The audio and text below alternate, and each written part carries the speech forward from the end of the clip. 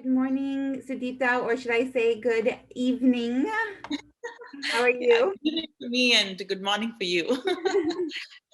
Sudeepta, thank you How so are you much. doing? Good, thank you so much.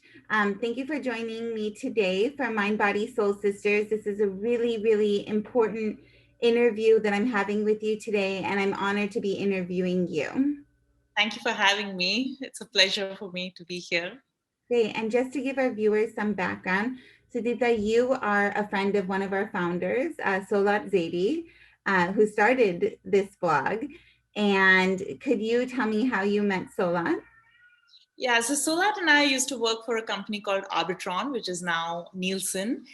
We both worked as analysts there, business analysts, and we were pretty close. We used to sit close to each other too. So yeah, that's how I know her. Fantastic.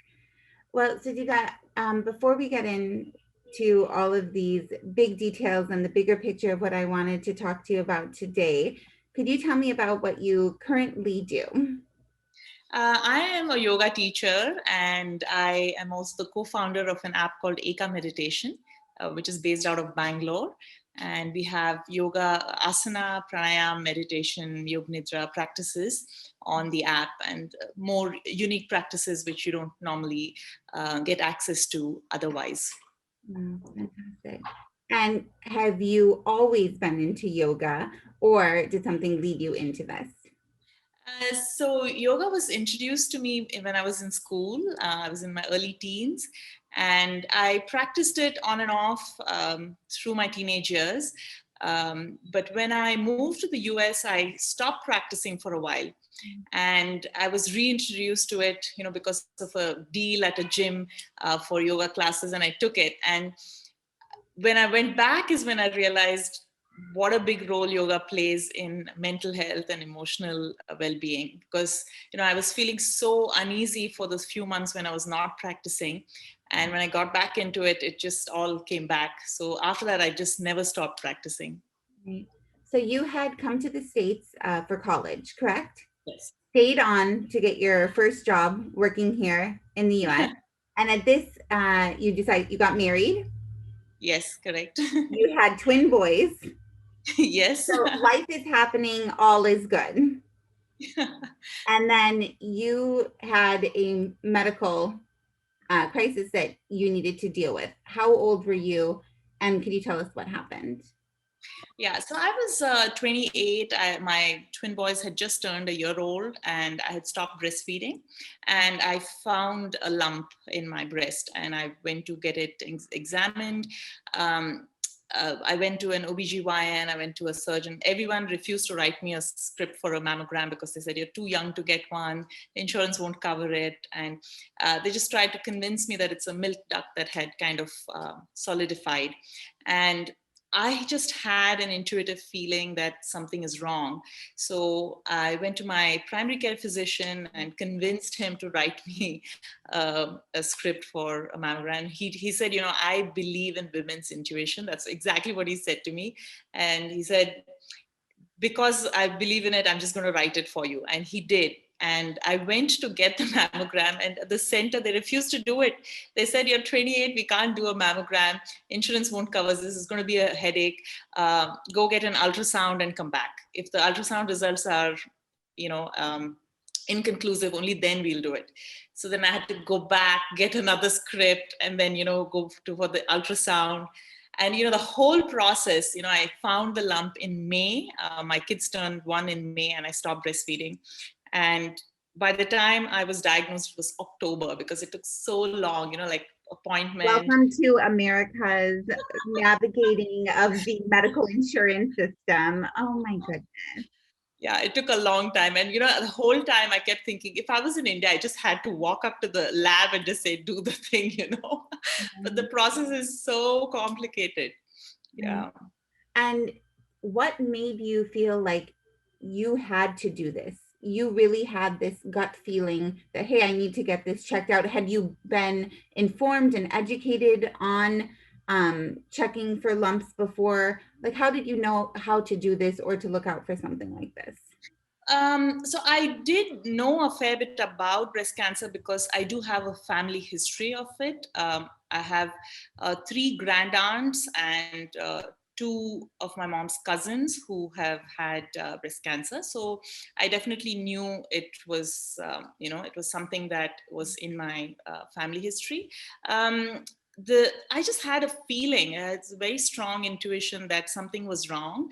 All of the people that I spoke about, they all were diagnosed after 50, 60 years of age. So nobody had it this young, but I just kind of felt something was off. And I kind of attributed to my yoga practice. Actually, just I feel like it it was just my body was talking to me. So yeah, it was just a feeling that I had, and that's why I pursued it so much. Wow. So now you finally are able to get this mammogram. How long did you have to wait for the results? Not long. I think it was the same. Like the technician walked out and she said the doctor will talk to you. And I think within no time I was able to talk to the doc, and he said the results are inconclusive. It just seems very suspicious. Maybe you should get it investigated further. So I went back to my surgeon, and he again said, this is just a milk duct, so you don't need to worry about it. So I said, well, just to put my mind at ease, can you just, check it out? So he said he would do an FNAC, which is like they just put a syringe in and they aspirate the liquid. So he went in to do that, but there was no liquid there. It was a solid mass. So then he did a core biopsy. In the same sitting, he did a core biopsy. And that's when he kind of started thinking, okay, maybe it's not a milk duct. And then he called me, I think it was 3 days or 3 or 4 days later, and told me the results. So I was kind of expecting it, but when he actually said it, I was stunned, because you kind of are expecting an event, but it just doesn't prepare you for it to actually happen. So I still remember that day very clearly, and what was happening when that happened. And it was just like time froze for a little while when I heard the news. Yeah. So you're 28 years old and you're now diagnosed with what type of cancer? What are they telling you? What stage are you in? What's the next step? Yeah, so I had to undergo a couple more tests, and it was stage 2, early stage 2. Like one of my lymph nodes had come back positive. And yeah, so it was stage 2, triple negative, which means that there was no hormonal thing. It was just unknown. Like all of my risk factors were quite low in the sense that there are so many markers, right? So all of that, I was at low risk, but it still happened. So they didn't know what the cause was, and it was very aggressive in terms of the way it was progressing. I was actually 29 by the time I was diagnosed. It took so long to diagnose. So long, I know. Yeah. And you also had a brother-in-law who was a practicing physician in the States as well. My brother. Oh, your brother. Okay. Yeah, my brother is an oncologist, and at that time he was at Hopkins. I lived in Ellicott City in Maryland, so he was very close by. Yeah. And do you feel like you needed an advocate to speak up for you when going through your process, or were you your best advocate? I think that, so I want to say a couple of things. One is that in Maryland at that time, I don't know if they still do it now, but in Howard County, they had a system where anyone diagnosed with breast cancer was assigned an advocate. So this person would kind of mentor you through the process, tell you all of the things that you would probably have to go through, what to expect, and guided you through the process. And they used to be kind of an advocate for you. So if you needed something done and people were not agreeing, they would stand up for you. They talked you through the process of, living will, everything. Like it was really, really good, amazing. So that was an amazing service. But for me, I personally relied on my brother a lot, and he was on the same page as me. So it just was very easy to go through the process because he was there with me. So now you have a confirmed breast cancer. what was the treatment option? Where did you go? What was your first steps? I was advised 6 rounds of TAC, um, and Taxotere, Adriamycin, and I can't remember the C, but the Adriamycin is like a very powerful drug, and it has some side effect on the heart and stuff. So I was advised 6 rounds of that because the cancer was aggressive, and it was pretty rough. It was pretty rough. Yeah. That was the first step, to go through the chemo, because I had a small surgery before. I had a lumpectomy done, but the lines weren't clear. So I was advised chemo. Yeah. And Sudeepta, at this time, you have twin boys, I mean toddlers at this Yes. time. They say it oftentimes, it takes a village. Who was your village? Who was helping you out during this time? So my husband is just extremely supportive. He's just wonderful. So he's, I would say, my rock. And in addition to him, my brother and sister-in-law, and I have so many family members who flew in from different parts of the country and outside the country to help me out. And I had the most amazing neighbor, Maureen, and she was not at all intrusive. She was, never asked any questions, but she would just silently leave notes for me on my door, and drop off a book or a meal. Or she was just fabulous. She was a wonderful, wonderful help. I love that. I love that. So you go through treatment, the 6 rounds.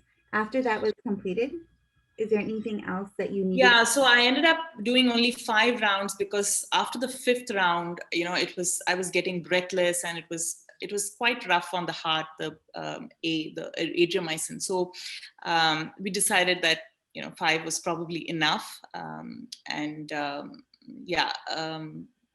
Then I went through another surgery. I decided to have a bilateral mastectomy, Mhm. and so yeah, I did that. That was in April of the following year. Yeah. Yeah. And So my kids, like you said, they were running around. It was such a, and they're very, very energetic boys. yeah, I So can actually they imagine helped me in twin the boys. recovery, because it was like if I had to keep up with them.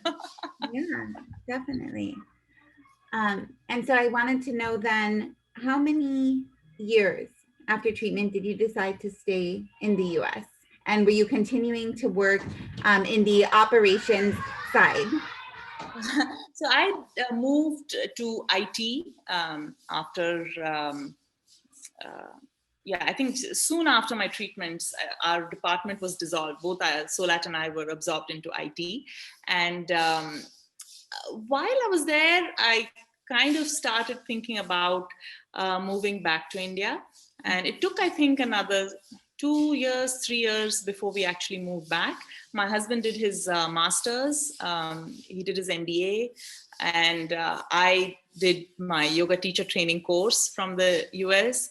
And yeah, and then we moved back when my kids were 6. Yeah, they just turned 6 is when we moved back. 5 or 6 2013. That's 6. Yeah, they were 6. And can you tell me a little bit about what your work-life balance is like now?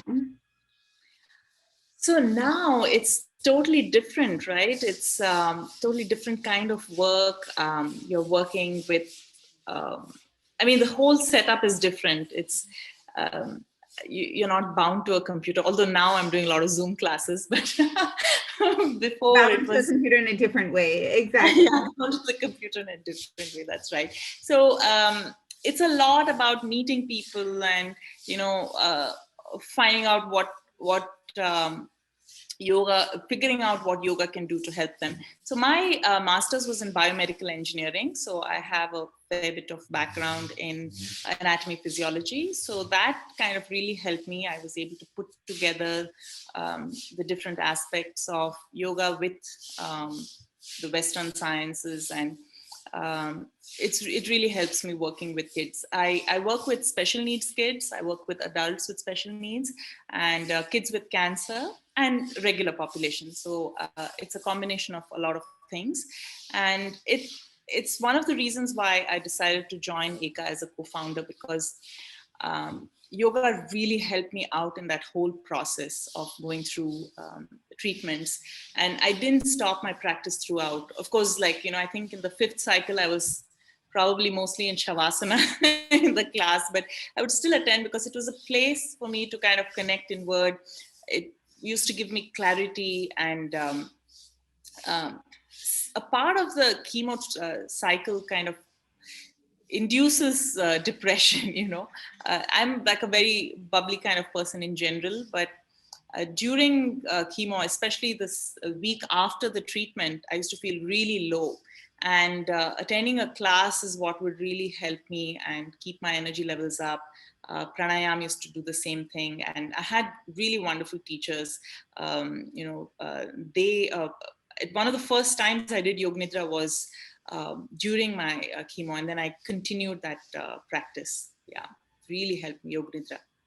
And can you tell me about you said there was an app that you helped develop? So yeah, I'm the co-founder of Eka Meditation app, Mhm. and we have all of the yoga practices: asana, pranayam, meditation, yoga nidra, and we also have programs for anxiety, for learning meditation and building an asana practice, and some of the lesser known meditations as well, like Kayasthirya, Mantarmaun. And yoga nidra also, it's a step-by-step process that's built up through a beginners and intermediate course on the app.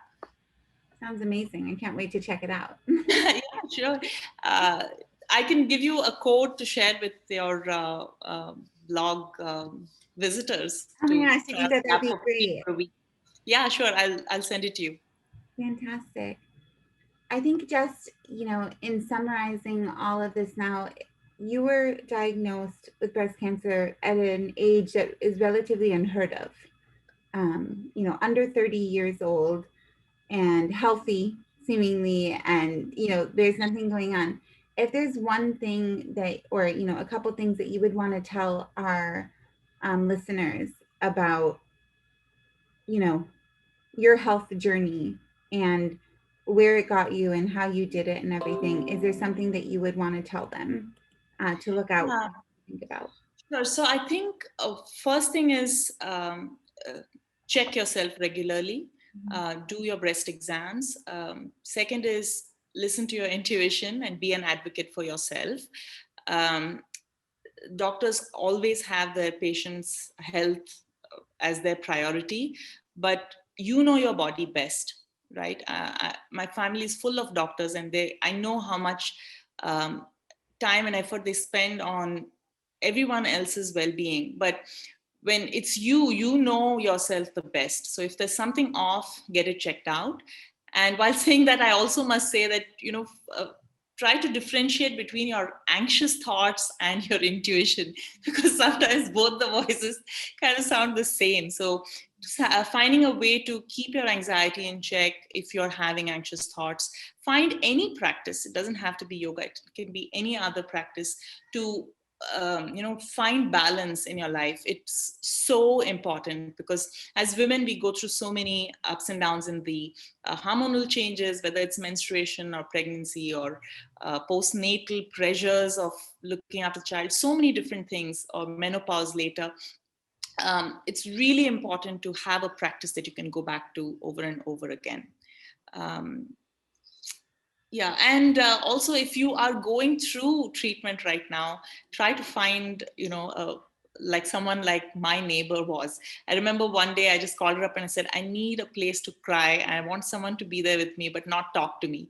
She's like, come over. I just sat there and cried for half an hour and I left, and she didn't ask me a single question. That's like, you try to identify, or in your own friend circle, kind of assign that role to somebody so they're there for you. And if someone is undergoing this treatment, uh, you don't really have to do a lot, but just send them a message, just saying that you're thinking of them, and that just makes a huge difference. You don't have to ask questions, or just let them know you're there, and when they need you, they'll reach out to you. And I think that's what, Mind, Body, Soul Sisters is all about. It's women supporting women, and how can we be of the best support to them. So I think it's amazing, amazing advice and insight onto that. Thank you. Thank you for having me. I haven't thought about this whole journey in so many years. It's like buried. So when Solat reached out to me, it's just kind of, I was thinking about all the things, and I was remembering all the people who helped me out, and they're all still in my life. But it's just nice to remember and have this fresh wave of gratitude for life and for all the people in my life. So it's Yeah. really nice to revisit the whole thing. I really thank you for your time today and for sharing your story with us. And I wish you well and a continued, good health. And you're in such an awesome place with, your business and with yoga and with life. And it's just so good to see you so positive. Thank you, and good luck with Mind, Body, Soul Sisters. And I wish you the very best, and Solat as well. And look forward to reading your blogs regularly. Awesome. Thank you so much, Sue. Take care. Welcome. Bye. Bye.